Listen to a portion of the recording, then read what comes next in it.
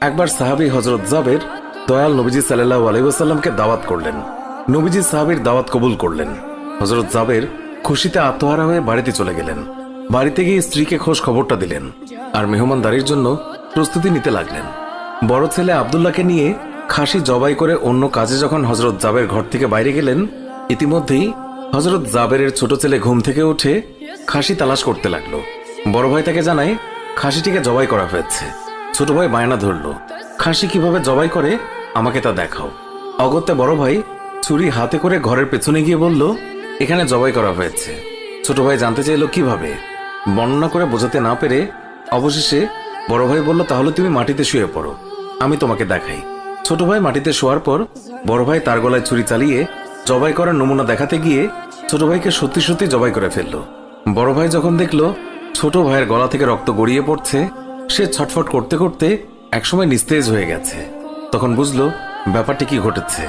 আতঙ্কিত হয়ে সে নিকটবর্তী খেজুর গাছের চূড়ায় উঠে আত্মগোপন করে রইল। এদিকে হযরত জাবের পুত্রদের খোঁজে বাড়ির পেছনে এসে ছোট ছেলের অবস্থা দেখে থমকে গেলেন। অতঃপর তাকে বুকে করে স্ত্রীর কাছে গিয়ে বললেন, তাড়াতাড়ি একটি কম্বল নিয়ে এসো, বাচ্চাটিকে শুইয়ে দিই। স্ত্রী রক্তমাখা সন্তানের লাশ দেখে চিৎকার করে কাঁদতে লাগলেন। কিন্তু স্বামী হযরত জাবের তাকে সান্ত্বনা দিয়ে বললেন, আজ আমাদের শোক প্রকাশ করার দিন নয়, আজ দুঃখ দেখলে নবীজিও দুঃখিত হবেন। অতএব ধৈর্য ধারণ করো, কষ্ট করে হলেও মুখে হাসি ফুটিয়ে তোলো। তারপর তারা দুজনে মিলে ছোট ছেলেকে কম্বলে মুড়ে রান্নাঘরের পেছনে রেখে আসলেন।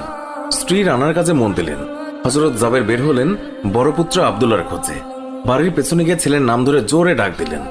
গাছের উপর আত্মগোপন করে বড় ছেলে সব ঘটনা প্রত্যক্ষ করছিল আর ভয়ে কাঁপছিল।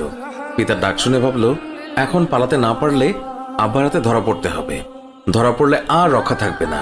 পালানোর উদ্দেশ্যে গাছ থেকে লাফিয়ে পড়ে আঘাতপ্রাপ্ত হয়ে সেও মৃত্যুর কোলে ঢলে পড়ল। পিতা কাছে গিয়ে দেখেন আব্দুল্লাহর দেহে প্রাণের স্পন্দন নেই।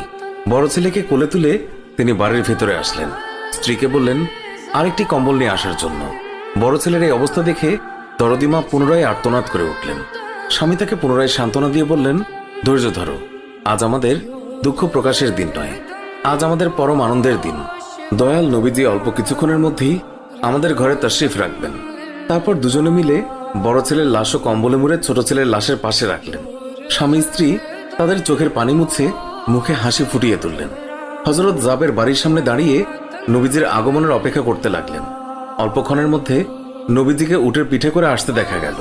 হযরত জাবের আনন্দে আত্মহারা হয়ে দৌড়ে গিয়ে স্ত্রীকে নবীজির আগমনের সংবাদ দিলেন এবং পুনরায় তিনি দৌড়ে নবীজির সামনে চলে এলেন।